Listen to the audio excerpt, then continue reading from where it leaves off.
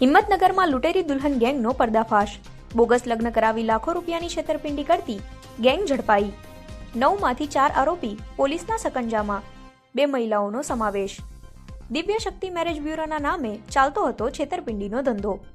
છૂટાછેડા કરાવી એ જ યુવતીના ફરી લગ્ન કરાવી પડાવતા હતા રૂપિયા.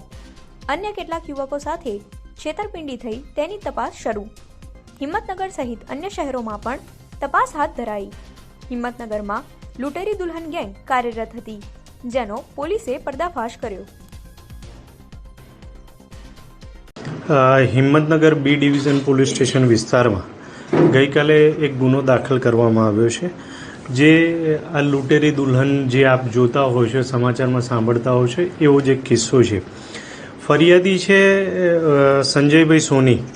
એમની સાથે એક દિવ્યા કરીને છોકરીના લગ્ન કરાવેલા.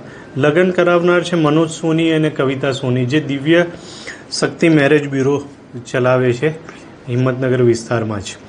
અને એમણે આ મેરેજ કરાવી આપેલા અને મેરેજ કરાવવા માટે 2.5 લાખ રૂપિયા લીધેલા. એમની મુખ્ય મોડસ ઓપરેન્ડી એ પ્રકારની હોય છે કે લગ્નમાં અનછૂક જે છોકરાઓ કે પુરુષ હોય એનો સંપર્ક કરવામાં આવે અને એમને એમ કહેવામાં આવે કે અમે તમારા લગ્ન કરાવી આપીશું.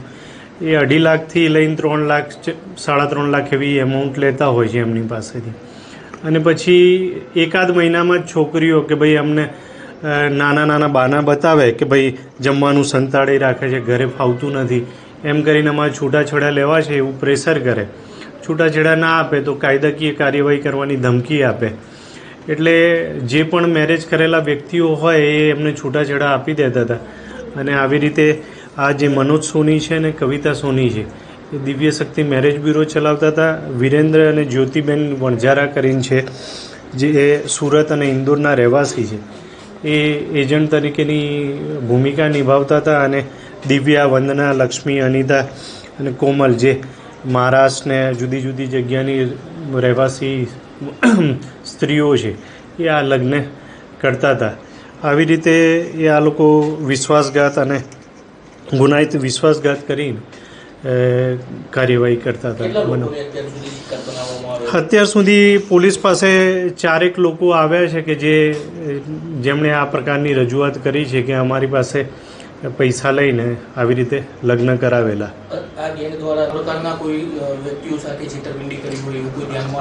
આ બાબતે હજુ ગુનો જ કાલે જ દાખલ થયેલો છે અને 4 આરોપીઓને અટક કરવામાં આવી છે. આ બાબતે વધુ તપાસ ચાલુ છે અને જો બીજી કોઈ પણ જગ્યાએ એમણે આ પ્રકારની પ્રવૃત્તિ કરી હશે તો ત્યાં પણ કાયદાકીય કાર્યવાહી કરવામાં આવશે. જ્યારે જે મેં પહેલાં કીધું એ પ્રમાણે 2.5 લાખથી લઈને કોઈ પાસે 2.5 લાખ લીધી છે, કોઈ પાસે 4.5 લાખ લીધી છે. અલગ અલગ એમાઉન્ટ લેતા હતા એ વાત છે.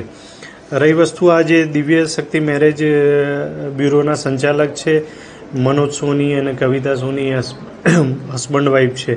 અને એ લોકો આ મેરેજ બ્યુરો ચલાવતા હતા અને આવી રીતે લોકોને શોધી લાવતા. સંચાલકના પરિવાર નથી, વધુ તપાસ ચાલુ છે. જો એવું આવશે તો પછી કાર્યવાહી થશે. તો રાજકીય પક્ષના હોય એવું છે? એ બાબત પણ અત્યાર સુધી કંઈ માહિતી ઉપલબ્ધ થઈ નથી કે ભાઈ કોઈ રાજકીય પક્ષ સાથે આરોપીમાંથી કોઈ સંડોવાયેલા હોય કે એવું. પણ બની શકે છે કે કોઈ રાજકીય પક્ષ સાથે એ લોકો જોડાયેલા પણ હોઈ શકે છે.